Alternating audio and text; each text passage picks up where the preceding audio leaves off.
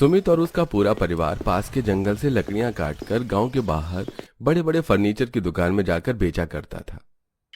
ऐसे ही एक दिन जब सुमित लकड़ी देने दुकान जाता है तो वो काफी देर तक दुकान में मालकिन की बेटी पूजा से बात कर रहा होता है।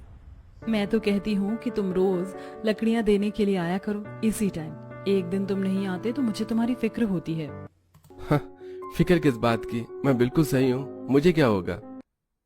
पूजा मैडम किसी भी दूसरे पार्टी के बंदों से प्यार से बात भी नहीं करती और इसकी इतनी फिक्र करती हैं। जरूर दाल में कुछ काला है, मुझे मालिक को बताना होगा। पूजा और सुमित एक दूसरे को पसंद करते थे और इसका शक अशोक को हो जाता है। अब सुमित के वहां से जाते ही अशोक विनोद के घर जाता है। लिविंग हॉल में बैठे विनोद और शोभा को सुमित और पूजा के बीच चल रही बातें बताता है। मालिक, अभी मौका है, पूजा मैडम की मंगनी करवा दीजिए। मैंने उन्हें देखा है, वो उस गरीब लकड़ी बेचने वाले की बहुत फिक्र करती हैं। हो ना हो इन दोनों के बीच में कुछ तो चल रहा है। भैया जरा सोच समझ कर बोलो, मेरी पूजा किसी गरीब को पसंद नहीं कर सकती। जरूर आपको कोई धोखा हुआ है। नहीं शोभा, अशोक सही कह रहा है।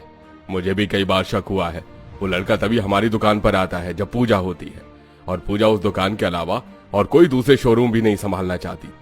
तुम जाओ, मैं कुछ करता हूँ। जब विनोद को इस बारे में पता चलता है तो उसको अपनी बेटी पर बहुत गुस्सा आता है। तो वहीं सुमित अपने भाई और पिता के साथ जंगल में लकड़ियां काटकर पेड़ पर बांस की सीढ़ी पर चढ़ते हुए एक छोटे से पेड़ घर में कटी हुई लकड़ी रख रहा होता है। कल का मौसम पता नहीं कैसा हो, अच्छा हुआ जो हम लोगों ने आज ही ज्यादा मात्रा में लकड़ियां काट ली। कल गांव के बाहर बेचने में आसानी होगी। यह तो तूने बिल्कुल सही कहा दिवाकर, और सबसे अच्छी बात तो यह है कि सुमित के कहने पर हमने पेड़ पर अपना छोटा सा पेड़ घर बना दिया। अब बारिश भी होगी तो भी हमारी लकड़ियां गीली नहीं होंगी और ना ही हमें कोई नुकसान होगा। पापा, रात हो गई है, बारिश किसी भी वक्त हो जाएगी। अब हमें घर चलना चाहिए। भाभी गर्भवती है, सब घर पर हमारा इंतजार कर रहे होंगे और मुझे आज आप लोगों को कुछ बताना भी है। सुमित की बात सुनकर सब कुल्हाड़ी लिए घर आ जाते हैं और फिर अभी अपने किराए के मकान में चटाई पर बैठकर खाना खाते हैं। और उसी दौरान सुमित सबको पूजा के बारे में बताता है। जब घर वालों को पूजा के बारे में पता चलता है तो वो लोग सुमित को समझाने की कोशिश करते हैं। बेटा, तुझे जिससे शादी करनी है तू कर, पर उस अमीर घर की लड़की को छोड़ दे। वो अमीर घर की लड़की हम गरीबों के घर कैसे रहेगी। हाँ भैया, माँ बिल्कुल सही कह रही है। वो मखमल के बिस्तर पर सोने वाली हम लोगों के साथ जमीन पर कैसे सोएगी। हमारा 2 कमरे के मकान में वो कैसे रहेगी। माँ, पूजा को मेरे बारे में सब पता है और उसने कहा है उसे कोई दिक्कत नहीं है। वो मेरे साथ सूखी रोटी खाकर भी खुश है। घर वालों के समझाने पर भी सुमित नहीं मानता, जिस वजह से घर वाले शांत हो जाते हैं। और अगले दिन जब पूजा अपनी फर्नीचर शॉप पर जाने के लिए तैयार होती है तो उसके पिता उसके कमरे में आकर उससे कहते हैं, पूजा बेटी, आज तू रहने दे, मैं दुकान पर जा रहा हूँ। दरअसल कुछ नई पार्टी आने वाली है दुकान पर, तो जवान बेटी का इतने आदमियों के बीच में रहना मुझे सही नहीं लग रहा। तेरे पापा बिल्कुल सही कह रहे हैं। एक ही दिन की तो बात है, आज ही रुक जा। अपने माता पिता के काफी बोलने पर पूजा घर में ही रुक जाती है। कुछ देर में जब सुमित लकड़ियां बेचकर दुकान आता है तो वो पूजा को न देखकर उसके बारे में नौकरों से पूछता है। आज दुकान पर पूजा मैडम नहीं है? तुम्हारी पूजा मैडम तो नहीं है, पर उसका बाप है। क्यों बे, तुझे क्या लगा तू मेरी मासूम भोली बेटी को अपने प्यार के जाल में फंसा लेगा और मैं अपनी बेटी की शादी तुझ जैसे गरीब से कर दूंगा? मेरे जीते जी मेरी बेटी तेरे घर की बहू कभी नहीं बनने वाली। अभी मौका है, मेरी बेटी को छोड़ दे। हम दोनों एक दूसरे को बहुत पसंद करते हैं, मैं उसे नहीं छोड़ सकता। अगर मैंने उसे छोड़ दिया तो वो जीते जी मर जाएगी। अगर तूने मेरी बेटी को नहीं छोड़ा तो हम तुझे जीने लायक नहीं छोड़ेंगे। इतना बोलकर गुस्से में आकर विनोद अशोक के साथ मिलकर सुमित की काफी पिटाई करता है और अधमरी हालत में उसे उसके घर भिजवा देता है। इसी तरह 3-4 दिन बीत जाते हैं और पूजा हर रोज दुकान पर सुमित का इंतजार करती है। पर जब सुमित नहीं आता तो वो परेशान हो जाती है और वो शॉप में अशोक को अपने पिता से फोन पर बात करते हुए सुन लेती है। हाँ मालिक, मेरी नजर मैडम पर ही है, वो दुकान में ही है। पर क्योंकि कुछ दिनों से वो गरीब दुकान नहीं आया इसलिए मैडम काफी परेशान है। इसका मतलब पापा को मेरे और सुमित के बारे में पता चल गया, इसीलिए उन्होंने उस दिन मुझे दुकान नहीं आने दिया। सुमित की तबीयत ठीक तो है? जब अशोक विनोद से फोन पर बात कर रहा होता है तो इसी का फायदा उठाकर पूजा दुकान से निकल जाती है और सुमित के घर पहुंचती है, जहां सुमित के शरीर में पट्टी बंधी थी और उसकी भाभी उसे दवाई दे रही थी। उसकी बहन खाना बना रही थी तो वहीं उसकी माँ झाड़ू लगा रही थी। तुम ही हो ना पूजा? तुम्हारे ही पिता ने मेरे देवर की ये हालत करी है। हम गरीब लोग जंगलों में जाकर लकड़ियां काटते हैं और उन्हें दुकान दुकान बेचकर अपनी रोजी रोटी कमाते हैं, पर जब से देवर जी की ऐसी हालत हुई है वो कोई काम नहीं कर पा रहे। हमारा घर कैसे चल रहा है हम ही जानते हैं। मैं नहीं जानती थी कि पापा को हमारे बारे में पता चल गया है, पर अब मैं तुम्हारे बिना नहीं रह सकती। मैं उस घर नहीं जाऊंगी, मुझे यहीं रहना है। नहीं पूजा, तुम उनकी इकलौती बेटी हो। अगर उन्हें यह पता चलेगा कि तुम यहाँ मेरे पास आ गई हो तो पता नहीं वो कौन सा कदम उठाएं। हम पूरी कोशिश करेंगे तुम्हारे परिवार को मनाने की। अभी तुम घर जाओ, अब मैं पहले से बहुत बेहतर हूँ। हाँ बेटा, किसी भी रिश्ते की शुरुआत करने के लिए माँ बाप का आशीर्वाद लेना बहुत जरूरी होता है। सुमित और उसके परिवार के कहने पर पूजा वहां से चली जाती है और जैसे ही वो घर जाती है विनोद अपनी बेटी को एक थप्पड़ मारता है और उससे कहता है, उस गरीब लकड़ी बेचने वाले के ही घर गई थी ना, उसी से मिलकर आ रही है ना। पर अब बहुत हुआ, मैंने तुम्हारा रिश्ता तय कर दिया है। अगले ही हफ्ते अब तुम्हारी शादी होगी। शोभा, तुम अपनी बेटी पर नजर रखना। पूजा, तूने ये सही नहीं किया। एक बार हमारी इज्जत का तो ख्याल रख लेती। जब आप लोगों को मेरा ख्याल नहीं है, मेरी खुशी का ख्याल नहीं है, तो मैं आप लोगों का ख्याल क्यों रखूं? रोती हुई पूजा अपने कमरे में चली जाती है। देखते ही देखते एक हफ्ता बीत जाता है और शादी का दिन भी आ जाता है, पर पूजा अपने घर वालों को नहीं मना पाती। इसीलिए वो शादी वाले दिन ही लहंगे में सजी अपने कुछ कपड़े और पैसे लेकर मौका देखकर शादी से भागकर सुमित के घर आ जाती है, जहां सुमित अपने भाई और पिता के साथ कुछ लकड़ियां लेकर आता है। अच्छा हुआ सुमित जो तुम आ गए। मेरे पापा कभी तुम्हें नहीं अपनाएंगे। अब हमें शादी कर लेनी चाहिए। आज मेरी शादी थी, वो जोर जबरदस्ती मेरी शादी करवा रहे थे, पर मैं वहां से भाग चुकी हूँ। अब मैं वहां नहीं जाऊंगी। अगर तुमने भी मुझे नहीं अपनाया तो आज मेरी इस घर से लाश उठेगी। पूजा, तुम रो मत। अब मैं तुम्हें यहाँ से कहीं नहीं भेजूंगा। अब हम साथ में रहेंगे। अगर तुम बच्चों ने फैसला कर ही लिया है साथ रहने का, तो हम कल सुबह ही तुम दोनों की शादी करवा देंगे।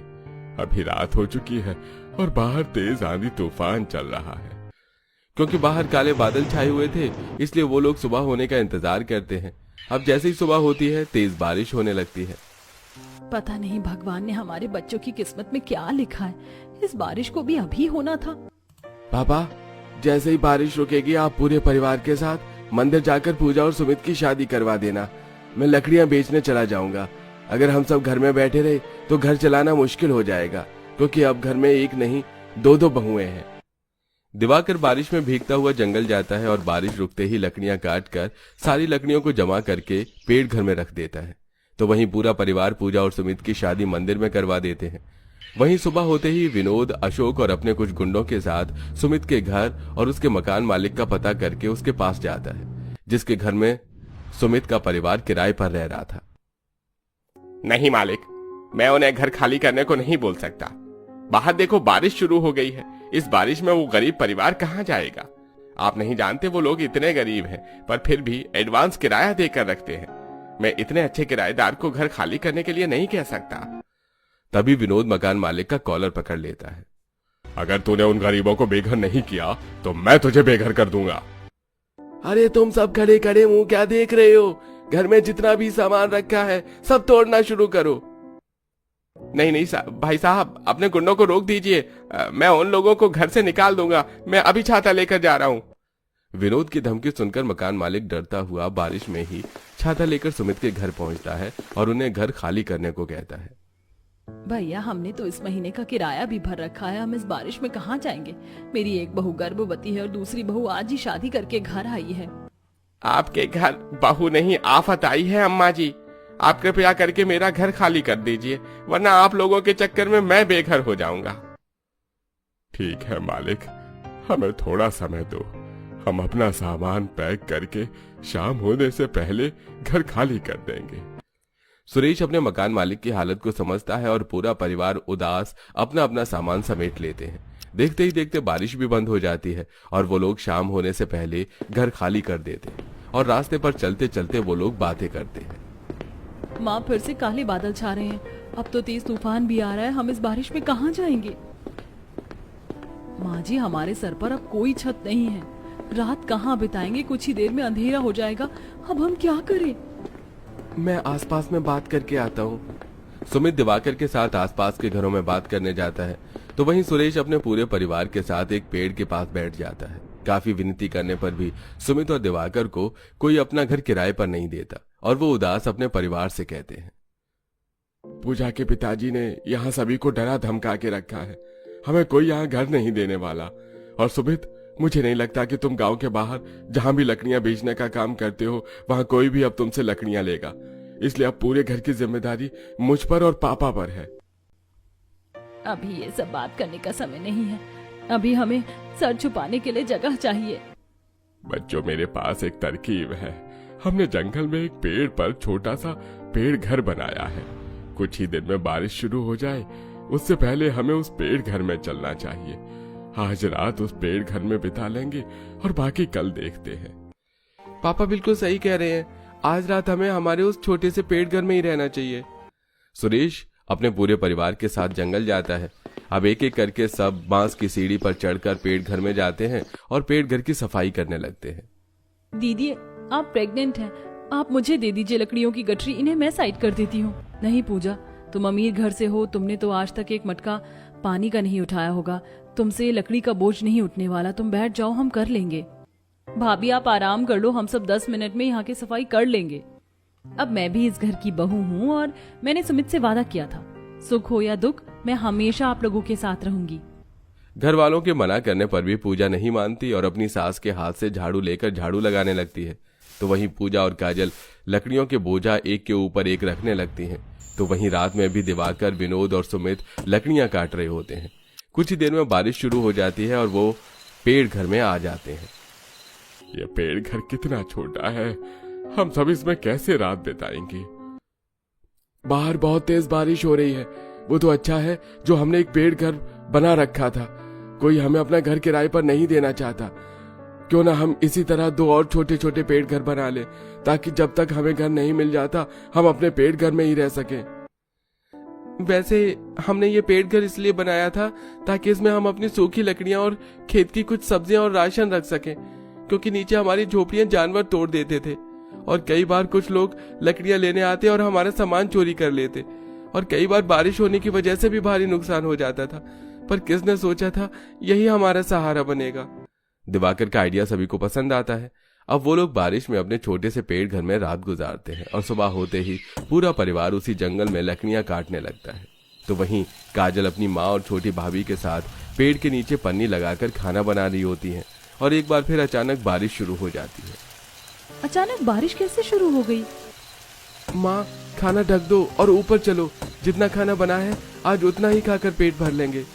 बारिश की वजह से सभी लोग घर में जाते हैं, पर सुमित और दिवाकर अपने पिता के साथ दोबारा नीचे आते हैं और बारिश कीचड़ में भी पेड़ों की कटाई करते हैं, उनकी घिसाई करते हैं और लकड़ियों के टुकड़ों को जोड़कर पेड़ घर बनाने की तैयारी कर रहे होते हैं। इसमें अब पूजा भी पूरा साथ देती है। वो भी भारी भारी लकड़ियां उठाकर सुमित को देती है और काम करने से पूजा के हाथों में छाले आ जाते हैं। सब मेरी वजह से हो रहा है। कहाँ तुम अपने मायके में रानी बनकर रहती थी और यहाँ तुम्हारी वजह से कुछ नहीं हुआ, इन सब की गुनाहगार तो मैं हूँ। मेरे पापा ने हम लोगों को बेघर कर दिया और आज ये नौबत आ गई कि हमें पेड़ घर बनाना पड़ रहा है। बस कुछ दिन की और मेहनत है, फिर हमारा पेड़ घर बनकर तैयार हो जाएगा। पूजा न तो खुद हिम्मत हारती है और न ही सुमित को हार मानने देती है। इसी तरह कुछ दिन बीत जाते हैं और वो लोग अपना पेड़ घर बनाते हैं। एक पेड़ घर जो बना हुआ था उसमें उन्होंने रसोई बना ली थी और बाकी बने 2 घर में उन्होंने रहने का इंतजाम किया, जिसके बाद पेड़ घर में ही खाना बनाकर एक साथ सब खाते हैं। भले ही पेड़ घर है पर अपने घर में कितना सुकून मिल रहा है। मुझे तो अपना ये पेड़ घर भी प्यारा लगा। सब लोग कितने खुश हैं, पर इन लोगों को आज मेरी वजह से पेड़ घर में रहना पड़ रहा है। अब मुझे भी काम करना होगा, पर मेरे पास अभी तो कोई डिग्री ही नहीं है। सब घर पर है, कोई मुझे नौकरी पर क्यों रखेगा। पर मैं भी हार नहीं मानूंगी। आज तक मैंने अपने घर में नौकरानियों का इंटरव्यू लिया है, उन्हें रखा, पर अब खुद नौकरानी का इंटरव्यू देने जाऊंगी। पूजा, तुम क्या सोच रही हो? खाना खाओ। पापा की वजह से तुम्हारा काम नहीं चल रहा है, इसलिए मैंने सोचा है कि अब मैं भी काम करूंगी। ठीक है पूजा, अगर तुम काम करना चाहती हो तो हमें कोई परेशानी नहीं है। सुमित हर कदम में पूजा का साथ देता है। खाना खाकर सास जेठानी के लिए उसके पेड़ घर में एक मुलायम गद्दा तैयार करती है जिस पर जेठानी आराम से सोती है। वहीं दूसरे पेड़ घर में पूजा और सुमित सोते हैं और रसोई वाले घर में सास ससुर और नंद। और अगली सुबह होते ही पूजा काम की तलाश में निकल जाती है, पर अचानक से बारिश हो जाती है। इस बारिश को भी अब ही होना था, पर मैं हार नहीं मान सकती। मैं इस कीचड़ और बारिश के पानी में ही जाऊंगी काम की तलाश में। पूजा बारिश और कीचड़ में भी घर घर जाती है और ये सब अचानक से विनोद अपनी गाड़ी में बैठा देख लेता है। अब पूजा के जाते ही विनोद उन घरों में जाता है और आंखों में आंसू लिए बाहर आता है। मेरी बेटी बारिश में कहीं नहीं जाती थी, उसे कीचड़ और गीला होना बिल्कुल भी पसंद नहीं था, पर इन गरीबों ने मेरी बेटी की ऐसी हालत बना दी है कि वो बारिश में नौकरों वाला काम देख रही है। मैं उन गरीबों को छोड़ूंगा नहीं, बस एक बार पता चल जाए वो लोग कहाँ रहते हैं। अपनी बेटी की ऐसी हालत देख विनोद और सुमित के परिवार से नफरत करने लगता है। अब जैसे ही विनोद अपनी गाड़ी लेकर वहां से जाता है, उसे रास्ते में सुमित दिखता है और वो गाड़ी से उतर सुमित का कॉलर पकड़ लेता है। क्या हालत बना दी है मेरी फूल सी बच्ची की तुमने, अब तो मुझसे नौकर वाला काम करवाओगे। पीछे से पूजा आती है। बस करो पापा, आपकी इन्हीं हरकतों की वजह से मुझे इतना बड़ा कदम उठाना पड़ा और मैं सुमित के साथ बहुत खुश हूँ। मुझे वो ऐशो आराम नहीं चाहिए जहाँ मैं घुट घुट के जीऊं। आपको क्यों समझ में नहीं आ रहा कि आपकी बेटी गरीब घर में बहुत खुश है? वहाँ सब मुझे पलकों पर बिठा के रखते हैं। चलो सुमित। अगर ये तुझे पलकों पर बिठा के रखते तो तू नौकरी की तलाश में न भटक रही होती। पर फिक्र मत कर मेरी बेटी, तुझे तो मैं इससे दूर करके ही रहूंगा और तेरी जिंदगी भी संवारूंगा। इतना बोलकर विनोद वहां से चला जाता है। कुछ देर में पूजा सुमित के साथ पेड़ घर आती है जहां सब बैठे थे। पूजा, तुम पढ़ी लिखी लड़की हो, तुमने अपने पापा का बिजनेस संभाला है। मैं तुम्हें लोगों के घरों में काम करते हुए नहीं देख सकता। हाँ बहू, तुझे कोई जरूरत नहीं है ऐसी नौकरी करने की। हम इस पेड़ घर में ही रहेंगे। माँ जी, यहाँ कोई सुविधा नहीं है। दीदी का 7वां महीना लग गया है और अब मैं भी गर्भवती हूँ। और रही मेरी नौकरी की बात, तो मुझे लगा बिना डिग्री के मुझे कोई नौकरी नहीं देगा, पर मैं गलत थी। मुझे एक छोटी सी नौकरी मिल गई है। अभी 20,000 रुपए सैलरी है, पर उन्होंने कहा है कि अगर मेरा काम अच्छा हुआ तो मेरी तरक्की भी होगी। पूजा की प्रेगनेंसी और उसकी नौकरी की खबर सुनकर पूरा परिवार काफी खुश होता है और काजल शांति जंगल से कुछ फूल तोड़कर लाते हैं और अपने पेड़ घर को सजाते हैं। साथ ही वो लोग अपने हाथों से खराब कपड़ों का मोटा सा बिस्तर बनाते हैं जिस पर पूजा सोती है, नेहा की तरह। इसी तरह कुछ दिन बीत जाते हैं और आखिरकार विनोद को सुमित का पेड़ घर मिल ही जाता है और वो शोभा के साथ वहां आता है और सीढ़ियां चढ़कर ऊपर जाता है। तो तुम गरीब लोग बेघर होने के बाद इस पेड़ घर में रह रहे हो, तुम ये खुशी भरी जिंदगी दे रहे हो मेरी बेटी को। चल पूजा, अब मैं तुझे इन लोगों के साथ एक पल भी नहीं रहने दूंगा। मैं जानता हूँ इन गरीबों का साथ रहकर तू बहुत दुखी है, बस मुझे बता नहीं रही। हाँ मेरी बच्ची, तेरे पापा बिल्कुल सही कह रहे हैं। नीचे कितना कीचड़ था, तू यहाँ कैसे खुश रह सकती है? माँ पापा, मैं खुश हूँ। आपको मेरा सजा हुआ पेड़ घर नहीं दिख रहा? मेरा इतना मोटा बिस्तर नहीं दिख रहा? ये सब मेरे ससुराल वालों ने मेरे लिए किया है। मैं इतनी खुश हूँ कि मैं आपको बता नहीं सकती। और अब मैं एक अच्छी नौकरी भी करती हूँ। मुझे ना सिर्फ पेट भर खाना मिलता है, बल्कि इतना प्यार मिलता है जो मुझे आज तक आप लोग भी नहीं दे सके। और अब मैं प्रेग्नेंट हूँ, तो मैं सुमित को किसी भी हाल में नहीं छोड़ने वाली। मैं अपने बच्चे को उसके पिता से दूर नहीं कर सकती। अगर आप लोगों ने कभी भी सच में मुझे प्यार किया होगा, तो आप लोगों को कसम है मेरी, मुझे मेरी जिंदगी मेरे हिसाब से जीने दीजिए। मैं यहाँ बहुत खुश हूँ। सुनिए जी, हमें यहाँ से जाना चाहिए। पूजा की बातों से लगता है कि वो सच में यहाँ बहुत खुश है, और हम भी तो अपनी बेटी की खुशियाँ ही चाहते हैं ना। पूजा की ऐसी बातें सुनकर विनोद और शोभा हार जाते हैं और उदास आंखों में आंसू लिए वहां से चले जाते हैं। इसके बाद पूजा अपने ससुराल वालों के साथ उस पेड़ घर में रहती है। समय गुजरता है और सुमित अब लकड़ियां न बेचकर खुद ही फर्नीचर का काम करता है और बहुत जल्द वो लोग गांव में अपना खुद का मकान लेते हैं। और समय समय पर शोभा और विनोद भी पूजा से मिलने उसके घर आते हैं और अपनी बेटी को हमेशा खुश देखकर काफी खुश होते हैं।